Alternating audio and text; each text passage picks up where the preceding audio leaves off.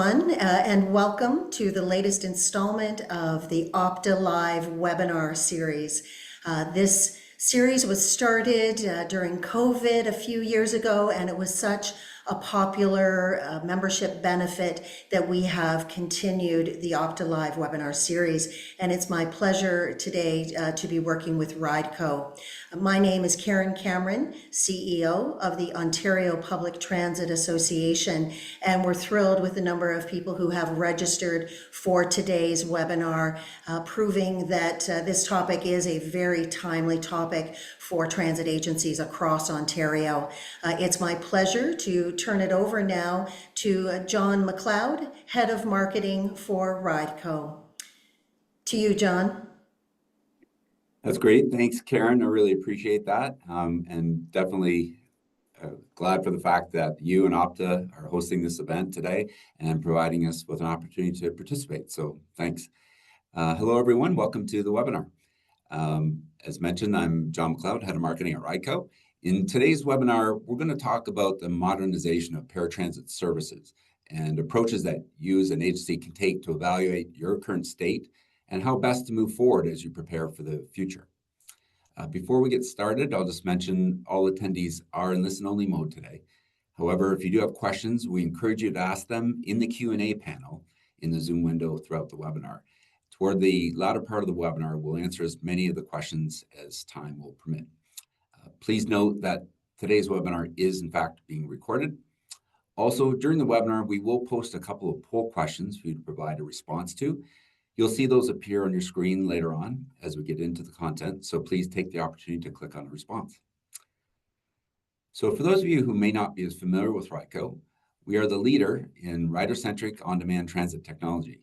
We work with transit agencies as well as fleet operators and technology companies where the RideCo platform powers the largest on-demand transit services in North America, including SEPTA in Philadelphia.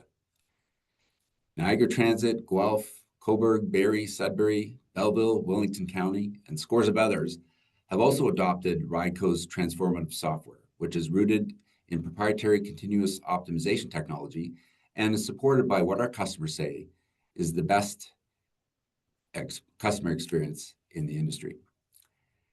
So now to start, I'd like to introduce you to today's presenters. First off, we have Treshia Hassell. Treshia has experience in transportation operations, change management, and strategic planning, with extensive experience in paratransit and transit logistics. Currently serving as paratransit operations and technical director at RideCo, she develops standard operating procedures and supports service launches. Previously, she held leadership roles at SEPTA, where she implemented technology initiatives, managed large-scale transit projects, and optimized service performance. Thanks for being here, Treshia. Next, we have Alex Mereu. Alex is a solutions engineer here at RideCo with industry experience as a transportation planner and project manager, working on microtransit deployments, transit network plans, transit business cases, and rapid transit infrastructure projects. His experience in consulting has led him to a deep understanding of the opportunities when applying emerging technologies to solve urban planning challenges. And then third today, we have John McElroy. John is a product manager at RideCo, where he specializes in the design, implementation, and enhancement of paratransit-focused features on the RideCo platform. With a strong foundation in user research, John works closely with paratransit operators and customers to ensure the platform meets their unique needs. So thanks to each of you for being here today, and we're going to jump into it. On the agenda, we're going to cover a variety of subjects contributing to the modernization of paratransit, considerations for specialized, stakeholder engagement, total cost of ownership, transition from legacy to a modern solution, some key takeaways, and at the end, as mentioned, we're going to do a Q&A, so please submit your questions. As transit agencies consider how to best serve their community, they are constantly working to deliver against a vision, while aligning to the many parameters they have to adhere to. Providing a great rider experience, managing numerous constraints, often highlighted by growing demand, while being forced to function with fixed budget, poses numerous challenges. The reality is that it is more commonly understood now that operating based on traditional approaches is no longer good enough. That's why agencies are rethinking the game, and more readily considering new approaches and ideas on how their riders the best possible experience, while at the same time looking for creating approaches to manage within operational and budget parameters. So with that context, Treshia, you've had amazing experiences working on the front lines of transit, as well as holding leadership roles. It'd be great if you could kick things off and share with us how you think about this. Absolutely. Thank you, John, and thank you everyone for joining us for this discussion on how we can reshape paratransit and the delivery of service together. As John mentioned, I have held many positions in paratransit, and through these experiences, they have shaped my idea of how I can better serve agencies through the change management process from this side of transit. There are many key factors that are affecting specialized operations. Today's providers face significant operational costs driven by demand response models, increasing ridership, while enhancing rider experience and rising service expectations. Meeting this demand for service requires many resources, including trained drivers, administrative staff such as dispatch, scheduling, and reservations. Additionally, there's expenses for fuel expenses, vehicle procurements, maintenance, and ongoing operational decisions, further contributing to the financial burden organizations like yourself face. Managing these costs effectively is essential to ensuring long-term sustainability and service reliability. And our goal here today is to provide information to minimize the negative impact on agencies with lessons I've learned from this side of operations, as well as my time when I worked for SEPTA. The approach we used to select the right vendor ultimately modernized operation while managing costs. And through these experiences, we were able to foster cohesion within our team, but also really decide which vendor was going to be the right vendor for us and what we wanted. And as I further go through this discussion with you, I will give you more detail about this engagement. So Treshia, you mentioned briefly at the beginning the rider's experience. Can you expand on that in terms of what does that actually mean to you? Yes, rider's experience, I think first it all starts with the internal operation. The more efficient and reliable we become as service providers, the more it enhances our rider experience and those decisions that we make when we're going out to shop for new software ultimately provides a better experience for the riders, such as being very detailed about what you want as an agency and how you want to push your service into the future of paratransit, meaning that we would like to have customers who can have more involved experiences in their own trips by receiving text messages, having visibility into the rides that is booked for them or booking rides through for themselves. In my opinion, John, that those internal decisions that we make before we even obtain a software increases the rider experience. That's great. Thanks. With that, can you talk to the idea of gaining input from stakeholders in that process? Absolutely. Stakeholder engagement is extremely important. We hear about it every day. We consider it whenever we're making the smallest change in an agency to if we're making a larger change. We normally use stakeholder feedback to decide what we're going to do and how we're going to move forward. And when we reimagine how we deliver service, we always consider our external stakeholders, such as the government officials, advocacy groups, and even down to our riders. What I've learned in my experience, and before we move forward into this journey, there is a change management process that starts with us. It starts with people who manage and make the decisions of how our operation will look and move forward. And one key thing is deciding who are going to be those people that we place in the room to help us define our operational and organizational goals for our new service.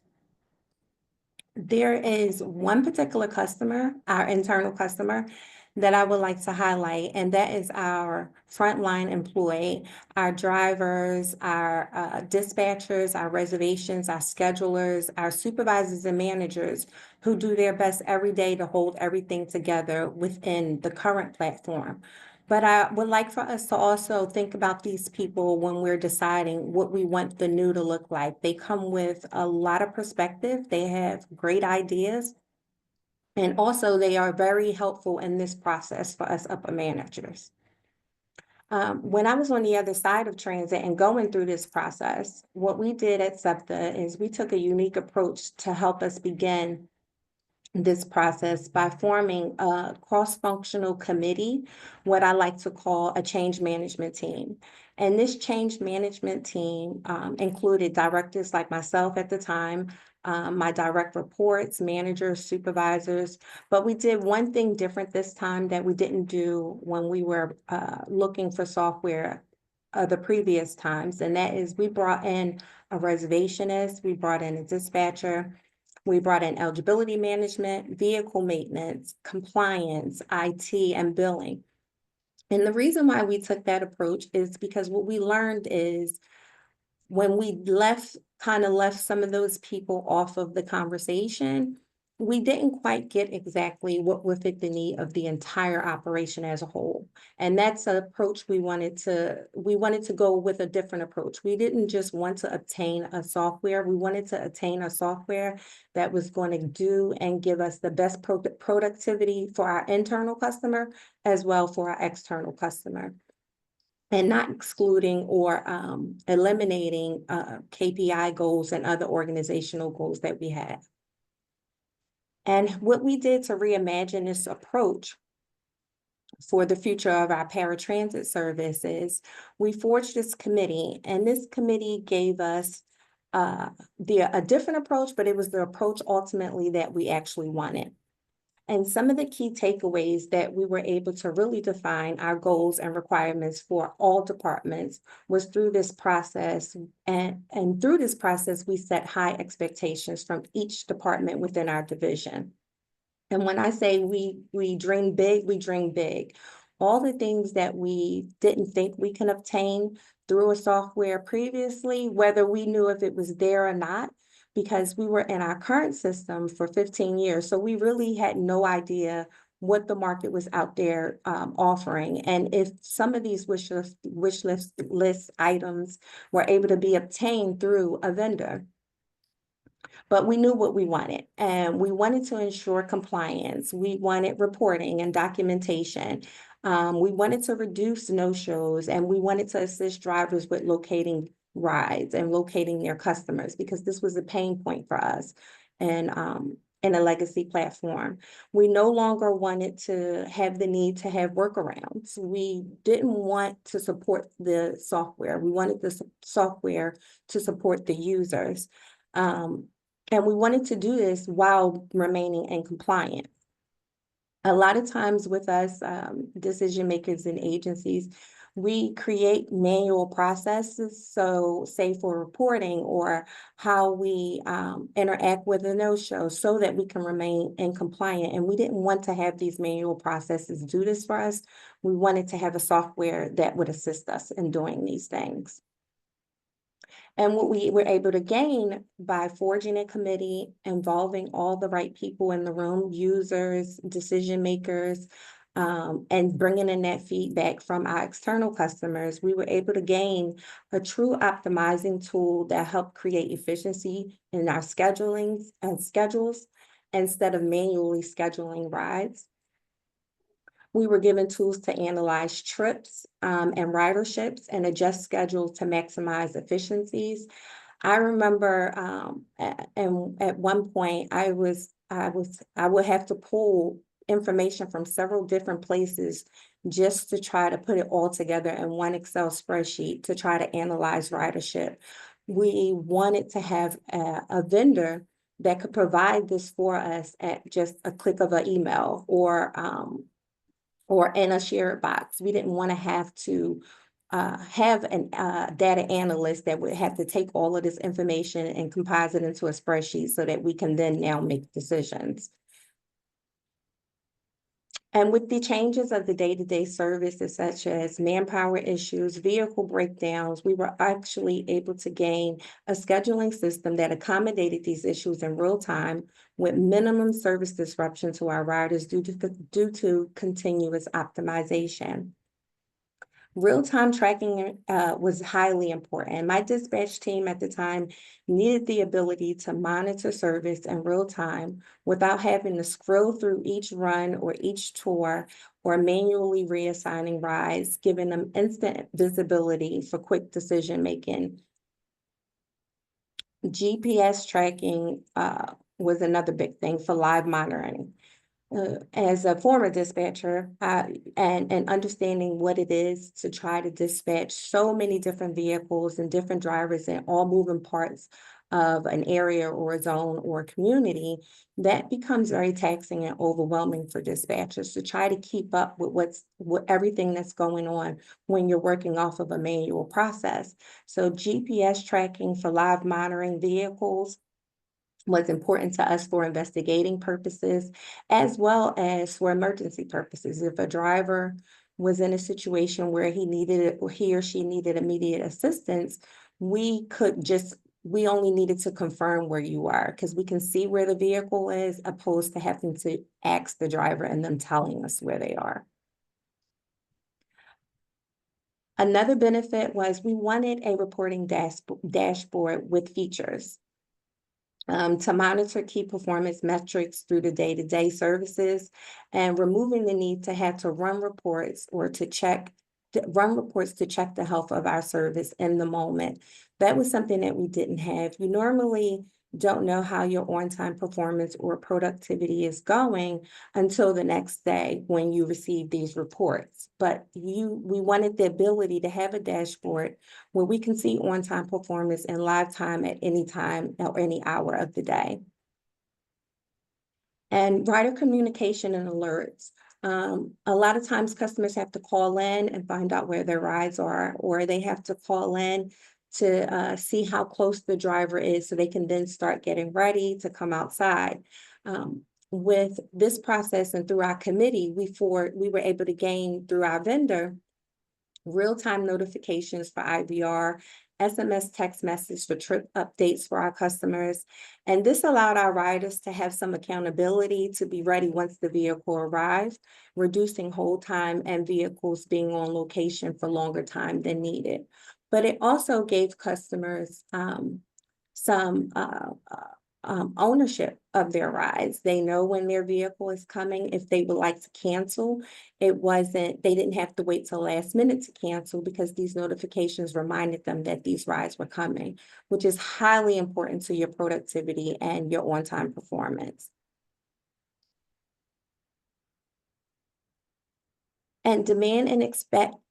One of the big, huge benefits, I think, when you're out looking and trying to determine which vendor you would like to go with or software company you would like to explore, is having demand and expectations are always high. Set your demands and expectations for this vendor as high as you can, and make sure that they give you options for future growth.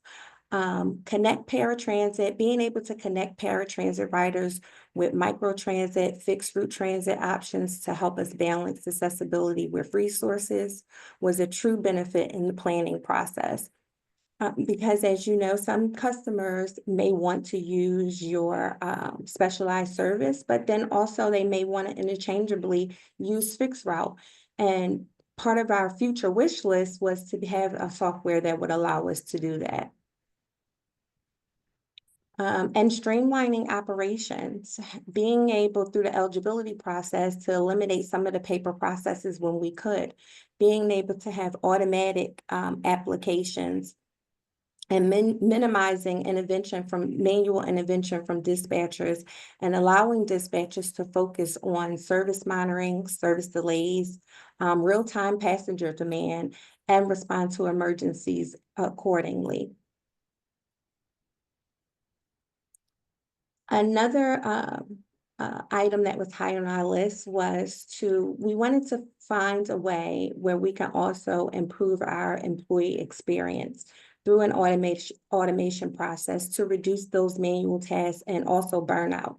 Burnout for drivers, sometimes ineffective scheduling happens when you're in a manual process. Some drivers may have more rides than another driver, which increases burnout, which sometimes can increase call outs for drivers and lost time, as well as the same for dispatch. We wanted to figure out a way, if it was possible, to have a software that would reduce the burnout of our dispatchers in their manual process and trying to juggle and manage a 200 fleet every single day.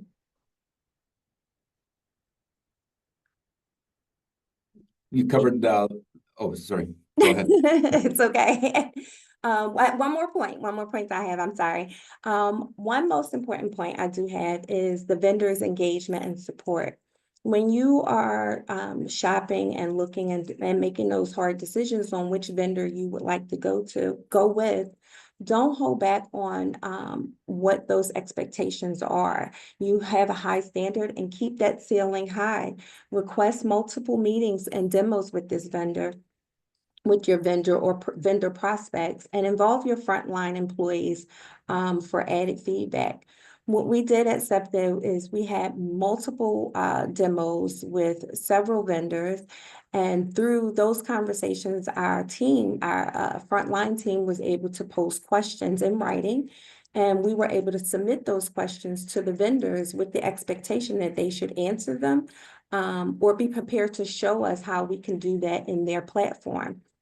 And that worked very well for us because that helped us eliminate who was no longer a prospect and who we would maybe focus most of our attention on.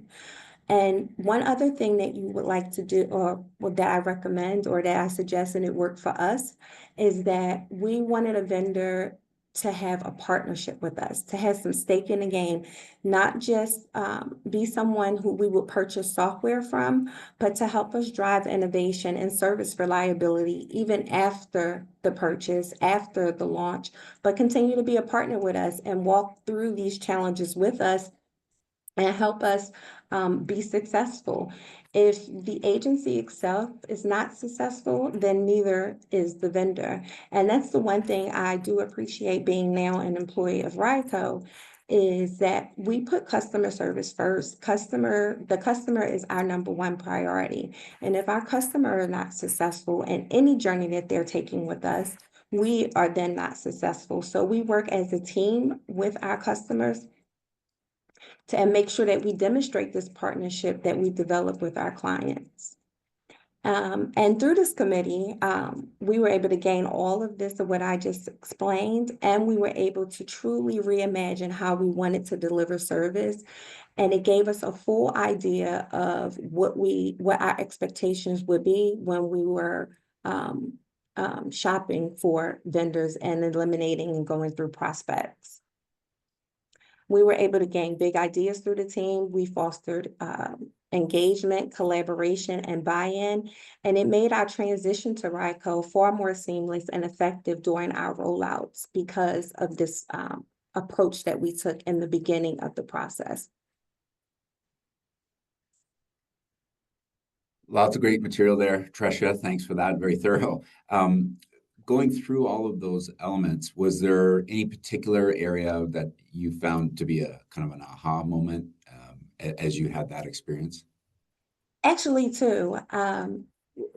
One unexpected takeaway was, because we involved our frontline employee and for input and took them on the journey with us, we unexpectedly created a change management process with them internally.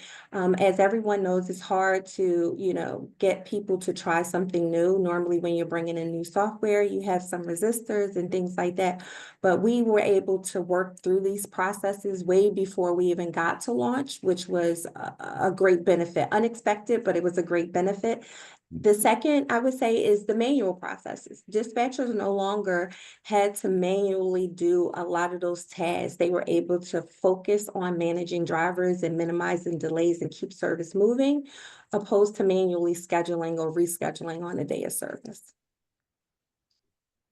Great insights. Thanks for that.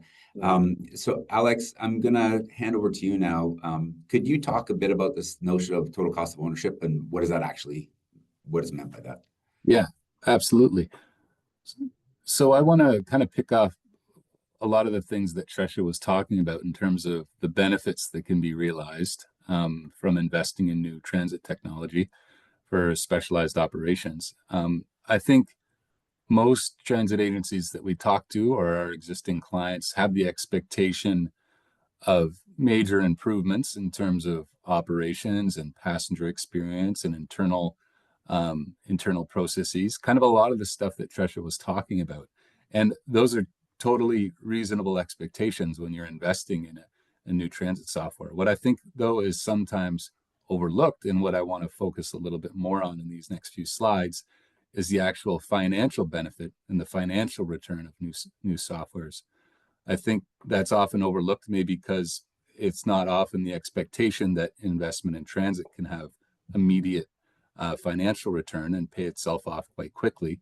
But that's certainly the experience that a lot of our customers have, and I'll give a few examples of that in a little bit. But in terms of what we mean by total cost of ownership, I think it's important to evaluate an investment in new software and a new tool like this in a holistic way, in a more of a long-term way. So not just considering, okay, what is the vendor's price for implementation and an ongoing SaaS fee, but a more comprehensive cost assessment of acquiring, implementing, and then maintaining new specialized transit software over its entire life cycle, and then both the direct and indirect costs and benefits in terms of that evaluation over a longer term. Next slide, please. So when we're talking about the total cost of ownership, yeah, there's that, of course, and sort of that business case understanding that you might have when in terms of investment in transit infrastructure or fleet or software. There's that cost side of the ledger, which is, of course, the cost of implementation, then the ongoing software costs. And then there's also the costs associated with change and the extra staff time to facilitate that change. And then there's the benefit side of things. So both the direct financial savings, both administrative and operational, and then the indirect savings and customer improvements, experience improvements, and all those administrative improvements that Treshia was talking about. So it's important to balance those over that life cycle of the investment.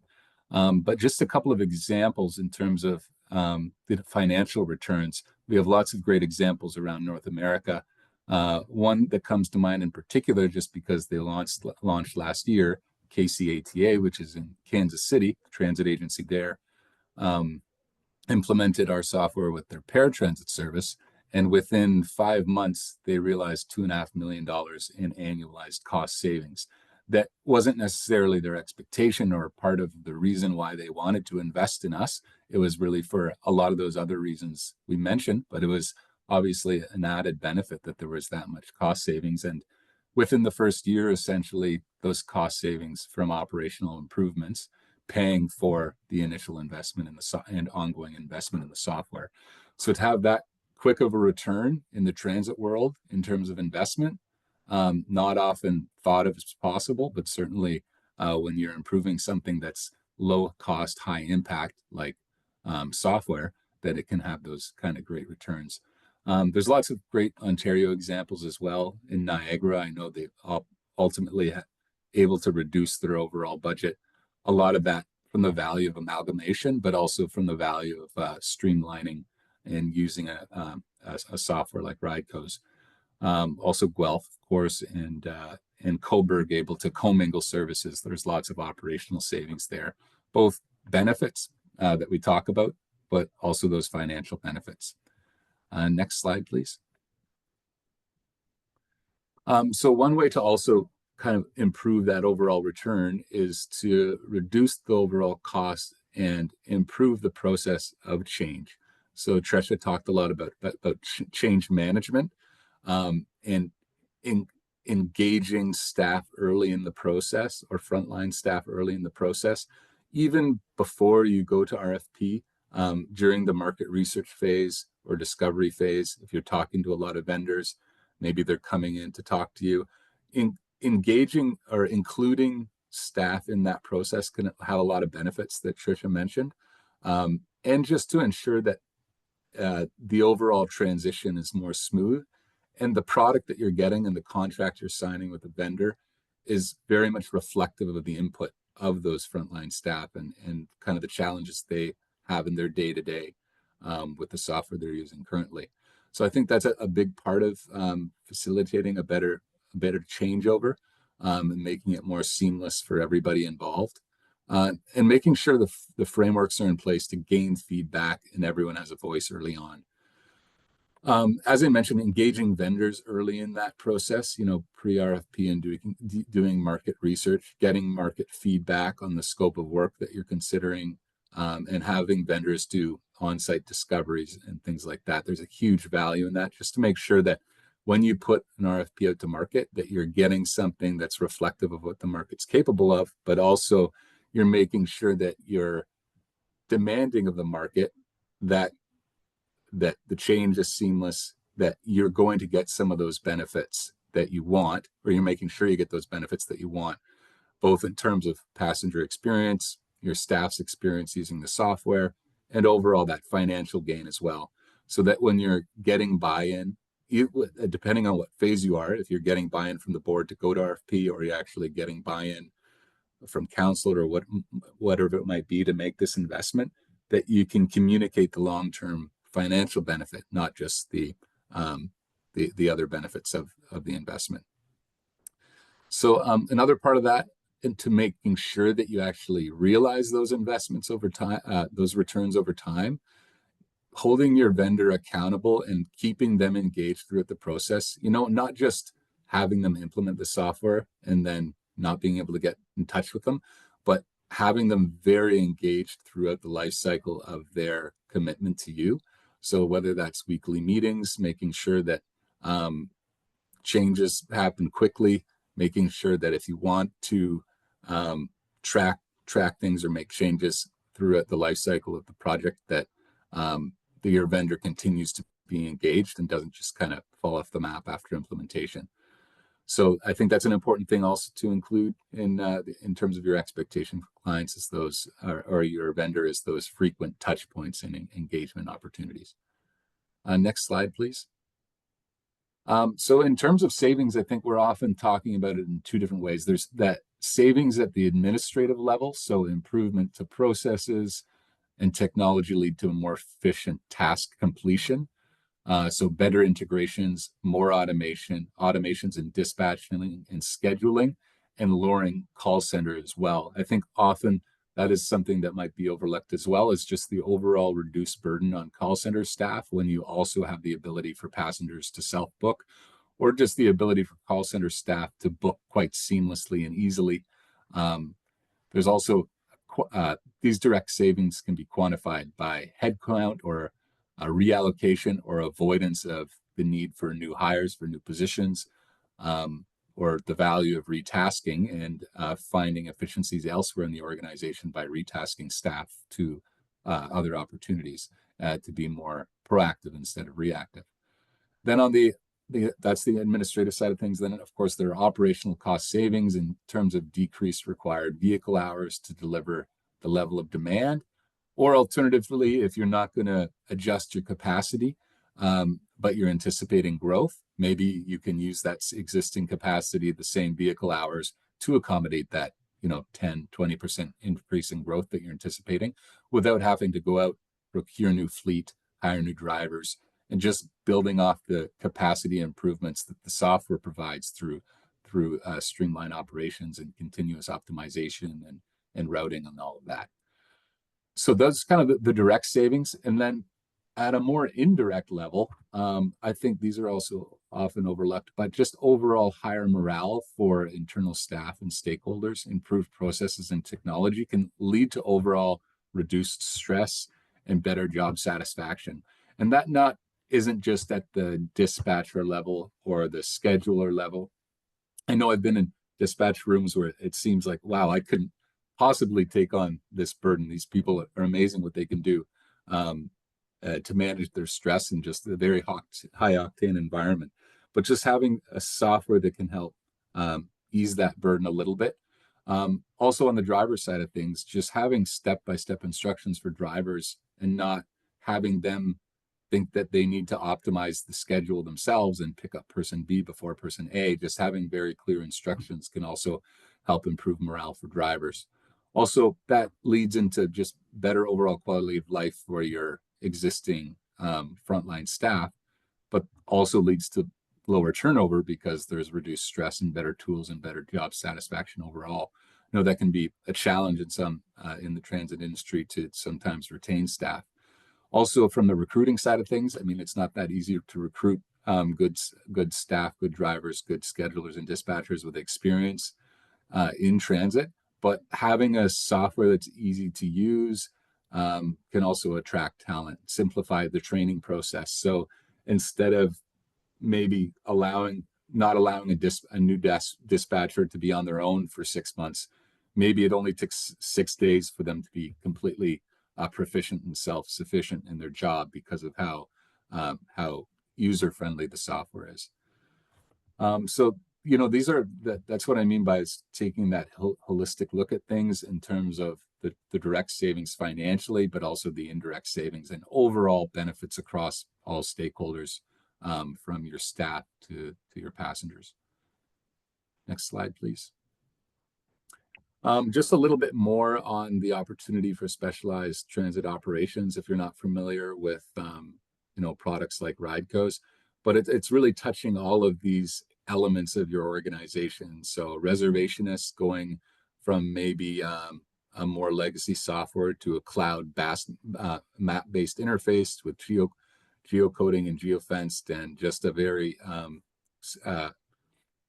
intuitive way to book rides and manage the system.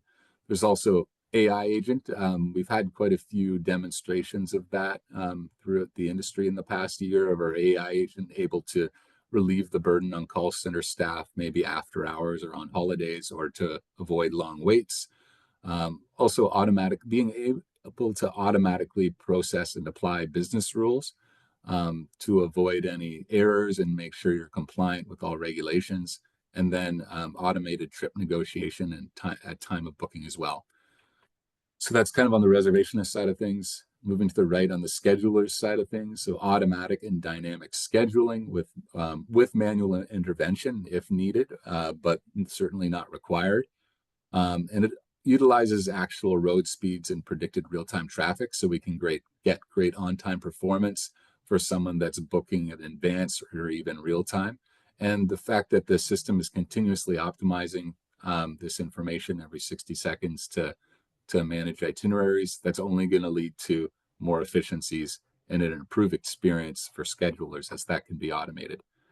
From the dispatcher side of things, transforming dispatch from a reactive job to a more proactive one, getting the necessary alerts and taking direct actions on those alerts to prevent a sort of a ripple effect of impacts when something goes wrong. Also, making sure that's addressed before something actually goes wrong through alerts, and making sure that the dispatchers are able to be proactive in their job. Also, the fact that it's automatically optimizing routes dynamically often relieves a lot of the burden for both drivers and dispatchers. On the eligibility side of things, making sure the dashboards are monitoring compliance in terms of the application process and streamlining that process, automating workflows in terms of things like letter generation or booking assessments, certification tracking, and much more. So just in terms of, those are kind of the reservation, the sort of internal staff operational improvements that lead to those cost savings that I mentioned. But there's also additional benefits in terms of updating specialized operations, including incident and accident management, complaints and commendations management, as well as service infractions and suspensions management. And so Alex, yeah. Oh, I was just going to say, and that wraps it up, and pass it over to you, John. So okay, sounds good. All right, on that, you mentioned earlier on that sometimes agencies are surprised by that return on investment. So is there any other area or two that unexpected benefits kind of arise that they've talked to you about? Yeah, I think what this all kind of summarizes up as is that there is a long trickle effect of benefits in an investment like this, investing in a new software that has these capabilities that aren't necessarily foreseen at that decision level when you're going into procurement or even making your selection, but making sure that you invest in just validating that investment, I think, has great returns that have ripple effects, not just your passengers being more satisfied with service, but overall your staff being more satisfied, and of course taxpayers being more satisfied if you're able to do more things with fewer resources. So I think that's sort of the all-encompassing benefit that you want to be able to communicate to your decision makers. Important considerations. Yeah, thank you. I appreciate it, Alex. With that, I think we've got a poll question that we're going to ask here. Is your agency currently considering modernizing its paratransit software? So to give you a second here to respond to that, we would appreciate it. And now I'm going to move on to John. So John, as agencies consider moving forward, can you cover some of the considerations more so from an IT and software standpoint? Yeah, absolutely. Thank you, John. Hi, everyone. Thanks for joining us today. So yeah, I think there's three really main things that we want to look at when we're considering IT from a modernization standpoint. Those three being architecture, algorithms, as well as integrations. So as we look into architecture here, the first thing we're going to look at is what this may look like in a legacy platform. And so from my experience, what we're seeing as we go through more and more procurements with agencies, that IT has a tendency to be brought in later in the game. And this tends to be after the operational components are thought about. So it's very common for the operational teams to be at the table asking questions to potential vendors to see what their software offers. It's not always that IT is involved in those discussions. And the result of this is that when we're going through, or when the agencies are going through and writing down the things they expect from a new software, IT doesn't actually have an idea of what the new modern is, what the modern landscape looks like. And because of that, they have a tendency to ask of what they're familiar with, right? That's just human nature. So it's important to involve IT early and often, and this is why. So currently, when we look at the landscape for legacy transit software, I look at it as we have three different components. The first of which is stuff that's going on inside the vehicle. So we have things like the GPS, MDTs, passenger counters, faring, radios. All those things are on board the vehicle, and those actually might be 4 or 5 different pieces of software, right? That then need to communicate through the gateway, through a router, and then go back into the back office, which is also managed by IT. Other piece of it is the workstation. So this is potentially where there's reporting tools or the dispatch client. So this is an application on the software itself. And then, of course, we have the entire on-prem databases, and we have the firewalls need to maintain so that we can communicate through each of these components. And there really is a lot of different technologies that may not talk very well to each other that IT is responsible for. One big piece of this is reporting. IT often needs to build reports. Report requests need to go through them. So if you need a year-end or a month-end report, you may need to make a ticket to go through your IT department. And this data really should be available to you in the software that you're procuring, especially as we begin to modernize some of these pieces of software. On top of this, there's the whole security aspect as well. So backups, disaster recovery, business continuity. It's a whole job function within IT to make sure that if there is downtime or if things go wrong, there are fail-safes there. And this is obviously on IT's shoulders. And I've personally been in the room with an agency where their software went down as several hours of trying to figure out what happened and bringing things back up. And ultimately that falls on IT to make sure that those things don't happen, and that when they do happen, if they do happen, they're able to be recovered quickly. In a modern solution, 5 to 6 minutes across a whole year is considered a lot of downtime. With some of these on-prem solutions or legacy platforms, you can see hours at a time, right? So that's certainly not an ideal situation to find yourself in. Now, when we look at a modernized platform from architecture standpoint, the security aspect for IT is completely removed from it because now you're able to use web security. So this is the type of modern security infrastructure that you're used to with online banking, for example, or your email. And these types of things are rapidly evolving. And the benefit of this now living with your technology provider, your SaaS provider, is that the IT team does not need to be evolving with it. These types of things are handled by that provider, by that technology provider. I'll come back to that a little bit more in a second, but now let's take a look at the vehicles. So for the vehicles, I listed 4 or 5 different pieces of technology that may have been different pieces of technology inside the vehicles, like GPS, radio, MDT, passenger counters, all that stuff. That now is able to be held within a standard off-the-shelf tablet, so commercial off-the-shelf tablet. So this might be something like a Samsung tablet that you can just go down to Best Buy and purchase, right? And on this tablet, you download a driver application, and through this driver application, which is available through the app stores, you have all of those tools at your disposal. The real benefit of this is all commercially available. You're not locked into specific hardware. You can replace them very easily. And a real benefit of this, in my eyes, is that you're always using the latest version of technology, right? You can get the upgraded operating system. You get the upgraded security that comes with using a modern tablet that stays with the times, right? From a data perspective, you get modernized data. Within the software itself, you have all the ability to track on-time performance. This is one thing that Treshia mentioned during her piece, is that oftentimes IT needs to be involved to, make a report that views on-time performance. Within a modern solution, you're going to have a dashboard that's right at your fingertips. The dispatchers that need to see that can go in, click and see this information within 1 or 2 clicks, right? You also, of course, will have access to data APIs to create your own data warehouses if you'd like, but also with modern technology, you can leverage modern data visualization software like Tableau or Power BI, which can natively be hosted within the platform. And what this means is you can build your own visualizations, build your own reports, and this creates a really rich data layer for your dispatchers, for your schedulers, that they can leverage for their day-to-day jobs, right? I thought I'd come back to security.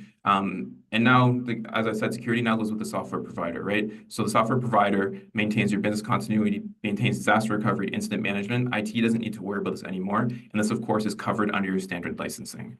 If we take it one step further, we talk about increased security, we can talk about single sign-on. So these are things like using Microsoft Entra, for example. So if you use Microsoft, the credentials you use to log into your email, those network logins could be used to sign into the software platform as well.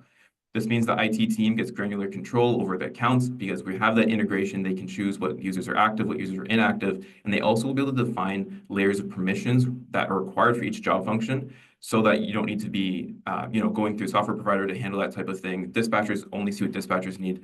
Schedulers only see what schedulers need. And that's all handled by IT itself through that one network login that you already are using on a daily basis. Moving into our algorithm piece, I want to talk a little bit about solver and continuous optimization. So Treshia mentioned this, and Alex mentioned this as well, but continuous optimization is essential to a modern transit service. At RideCo here, we've been doing continuous optimization for 10 years. We call it solver. One thing that's great about Solver is that it leverages artificial intelligence. So we all are hearing a lot about artificial intelligence right now, but we've been leveraging this for close to a decade, or I should say more than a decade, leveraging computational intelligence in our optimization engine. This allows us to make very intelligent decisions with our routing, with our trip ordering, all of these things that respect the dynamic reality of your day-to-day service with passenger no-shows and cancellations, traffic, all of that good stuff. If there's lateness in the schedule, continuous optimization handles it flawlessly, right? With every 60 seconds, we're checking the schedule to make sure that everything's on time. If there's lateness, we're able to move rides around. And the benefit of this is that we're looking at every single schedule, every single driver when we're trying to move rides around. And so it really eliminates that domino effect of lateness or of a no-show or of a driver calling out, for example. Because if a driver calls out, we can go into that schedule, we can mark that schedule as inactive for the day, and all those rides will automatically be moved to other drivers. I know the final piece here that I want to talk about is integrations. So the nice thing about using modern technology is that we can leverage modern integrations with an emphasis on two-way integrations here. If we can go to the next slide. So what a two-way integration basically is that our technology talks to another technology and that technology talks back to us. So there's a couple different layers here, a couple different types of integrations that I'm going to talk through. PNC, so these are things like taxis or Uber and Lyft. Of course, we expect integrations to have transmission of data of passenger pickup and drop-off times. But the nice thing about modern integrations here is that we can get that GPS information right back from those providers, so that we can display where those vehicle locations are in the RideCo powered passenger app, right? So rather than passengers need to call in and say, hey, where's the ride that I'm supposed to be served by a taxi, they'll be able to see the location of that taxi in the application. It's a one-stop shop. They'll be able to see all the data they need. When we talk about trip planners, there's a wide range of integration levels and that is available, and it really comes down to agency preference. So these things can be lightweight, like deep link integrations that would offer service discovery for on-demand services, or a tight-knit native booking experience, like what we offer on the GoPass app, which is being leveraged in Tulsa right now. So basically what this allows passengers to do is search for an origin destination on the GoPass application, and they'll be able to see transit results, they'll be able to see on-demand results as well. And the nice thing about this is that if they're eligible for specialized service or for paratransit, they'll see results for that particular level of service, right? So it really respects that eligibility. And so it really is a truly native integration, a truly native booking experience, just like you'd experience in the RideCo application, but it's leveraging a third-party technology. When we talk about faring, this can be lightweight, like a deep link that passes you off onto a faring app that may already be on a smartphone, or it can be a very tight-knit integration like we have within it, where our driver application directly talks to the fare validator that's on board the vehicle to ensure that passengers scan their passes when they are boarding the vehicle. So what we're doing is telling that fare validator, hey, this passenger is attempting to board. The fare validator scans their card or whatever it may be and confirms that they have fared aboard the vehicle. The driver sees a check mark, that passenger hops on board. Or with Conduit in SEPTA in Philadelphia, which is an account-based system where when the passenger attempts to board the vehicle, our driver application communicates directly with that account that's being held by Conduit to confirm that passenger has enough fare to board the vehicle. Again, if they have enough fare, we perform that check immediately. Driver sees a check mark, passenger boards the vehicle. Really, really fluid. And I guess what I'm trying to get here with all these different examples is that if you want something very specific out of your transit technology, you need to be very prescriptive at the time of procurement. It's very easy to go into a procurement and in an RFP say, hey, I just want you to integrate with our faring provider. It's important to be very descriptive about what that integration should be. And this is why it's important to have IT at the table. These are the teams that are managing your external vendors. These are the folks that are determining what type of integrations you have and how those integrations behave. So having them at the table early and often will allow you to have that line in your RFP say, you need to have this tight-knit native integration with our transit planner. You need to have this tight-knit integration with our account-based faring system. So technology providers are able to come in and say, yes, we can absolutely do this. And then make sure that you are getting the experience for the customers and for our passengers that you really want. So I guess when we look at it when we take a step back and look at the benefits overall, we're really saving a huge amount of cost on IT time when it comes to infrastructure management. You're not managing on-prem services anymore. You're not managing your own security posture. It all becomes part of the SaaS platform. A benefit of the SaaS platform is you're getting continually upgraded software. You're no longer locked into a specific version, so you wouldn't have access to new functionality or features that might be something that's attributable to a legacy software. But SaaS platforms gets upgraded across the board regularly, so you get access to the latest functionality, the latest features, and also the latest security in that platform. Using commercial off-the-shelf hardware allows you to be flexible with your tablet procurement, your microphones, whatever it may be, allows you to upgrade and change things with ease. And lastly, with that increased technology interoperability, you have the ability to integrate modern two-way integrations. We see so many times where a mismatch of technologies, where a faring vendor was procured 2 years ago, and now we're doing the transit technology, and those technologies don't talk to each other. Ultimately, the folks who suffer because of those things are passengers, right? And that creates a silo of technology. What we want is those things to live harmoniously in the same environment so that passengers have an easy way to get from point A to point B, easy way to pay for the rides, easy way to track the rides. And it all comes down to leveraging modern technology. I think that's it for me, John. Okay, great stuff. Thanks, John. As you speak with agencies, and I know many of them, what is the largest area of concern as they look to modernize their paratransit services? Yeah, I think a lot of it, I mean, this might not even be IT specific, but a lot of it is becoming familiar with what the new normal may be. Job functions obviously change when you're changing the technology, the type of technology that you're using. So I think that comes down to the change management piece that Treshia mentioned earlier, making sure you have folks on board early, having these conversations to think about. But particularly, from my opinion, it's important to include IT in these conversations as well, because they may not always be seen as an integral part of transit operations, but they really are, and they might even be the backbone in a lot of organizations. Great. Thanks, John. Appreciate it.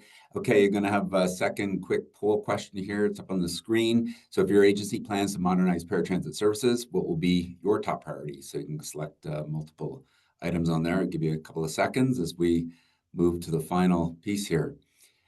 Thank you for that.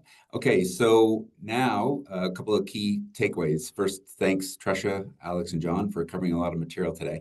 And in terms of key takeaways, the importance of involving all stakeholders. We heard a lot about the importance of the different groups. View this as an opportunity to take your service to an entirely new level. This is all about what's the art of the possible. Remove the notion of constraints and envision what it could be, both from the rider's perspective as well as your internal teams. Evaluate that total cost of ownership. Alex covered a lot of material there. Budgets and funding are critical elements in all of the planning that goes into designing, implementing, and of course, sustaining services. It's essential to evaluate all of the inputs and the potential outputs and gain a comprehensive picture of the total cost of ownership. The evaluation of singular elements of cost in a vacuum really can be misleading, and we need to ensure that we don't do that so that we don't have misinformed decisions.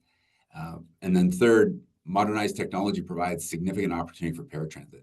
We often hear from transit agencies, our fleet partners, and others that they're constrained by the realities of their legacy platforms.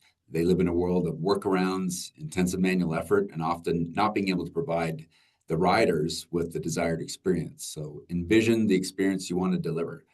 Treshia talked a whole lot about that. Explore the new, find the technology and other providers, for that matter, that actively help you achieve your objectives. Modern technology provides a world of possibilities. So in terms of a Q&A session, we're going to take a couple questions here. I know we're coming up on the hour, but we've got a few questions that have come in. So we'll get to it. I've got one here from Adam. How can we ensure security measures are being met to our standards if we no longer control the technology? So John, Alex, I'm going to hand that over to you guys. Yeah, I think that's a great question. One of the things that I guess is the beauty of going through a procurement process is that you have the ability to outline exactly what you're looking for from the software that you're going to be leveraging, right? And this is also why it's important to have IT involved early and often to make sure that we have those things properly defined throughout that procurement process. So these are important things like data retention. You might have specific standards of your agency that you expect out of your software providers, so that can be listed in your procurement process or in your RFP, right? But other important things like SOC 2 or PCI compliance, those types of things can also be outlined. And the SOC 2 compliance specifically is a lot of the things that we see a lot of modern technology have compliance with, which ensures the safe transfer of your data through web channels, right? So again, this really comes down to having IT involved early and often and making sure that you're listing these requirements as part of your procurement process. Thanks, John. We'll get to another question here. So from Pia, some of the onboard technologies presumably have hardware components, APCs, farebox. Can you clarify how a single driver tablet replaces those technologies specifically? Alex, did you want to touch on that? I think maybe John's best suited, but I think maybe I'll take a quick stab at it. So I think in terms of specialized transit specifically, I don't know that APCs are certainly necessary if there's all bookings are happening. So you'd be able to get good quality passenger count data at least for specialized transit, not needing a onboard APC hardware. For farebox, I guess it depends on how you're collecting fares on board your vehicles, but if it's just purely digital or you still want to accept cash, that can all happen within a single tablet. But if you still have a traditional fare box or a validator because you're integrated with your whole network fare payment system, then certainly those pieces of hardware would still be on. Maybe John, if you have anything to add. Yeah, I think it really depends on the type of for fairing specifically, the type of technology or lack thereof that you have on the vehicles, if we're seeing a lot of fairing products being modernized and moving to more of an account-based system, that is all done through your phone, right? And so if that's the case, and we're able to integrate with those pieces of technology, and then we're able to communicate directly with that vendor's backend, right? So you don't necessarily need a fare box to perform the validation, if that's the type of software that you're procuring as well. So I think the point of that slide that we're kind of getting across is that if we're taking a step forward, if we're leveraging modern technology from a faring perspective, all of these types of things can be done directly through that driver tablet. But of course, there's gonna be exceptions if we have a traditional fare boxes where we're collecting cash, or we have passes that need to be slid into the box, or whatever it may be. Tablets aren't always, of course, gonna be able to provide a resolution for those particular processes, but they definitely are an option when we're looking at modern faring technology. Good stuff. Thanks, guys. I appreciate that. So I know there's other questions that have come in here. Unfortunately, we've come to the hour and we're not going to have time to address those live today. We will get back to you offline with responses to your questions. So I'm going to wrap here now. Given it is 2:00, I'd like to thank Karen and the team at Opta for hosting the webinar today and inviting RideCo to share our perspective on paratransit. We definitely appreciate the opportunity, and thank you to everyone for joining us today and for the questions. And like I said, happy to get back to you on those offline. Thanks also to our speakers, Treshia, Alex, and John. Lots of material, and I know you guys could have kept going. Anyway, should anyone in the audience have additional questions beyond what you've listed today, or if you'd like to discuss the topic further, feel free to reach out to us anytime at letschat@rideco.com. On behalf of our team here at RideCo, we appreciate you making the time to be here today. We want you to have a great day, and we hope to see you soon at an upcoming webinar or conference. So bye for now.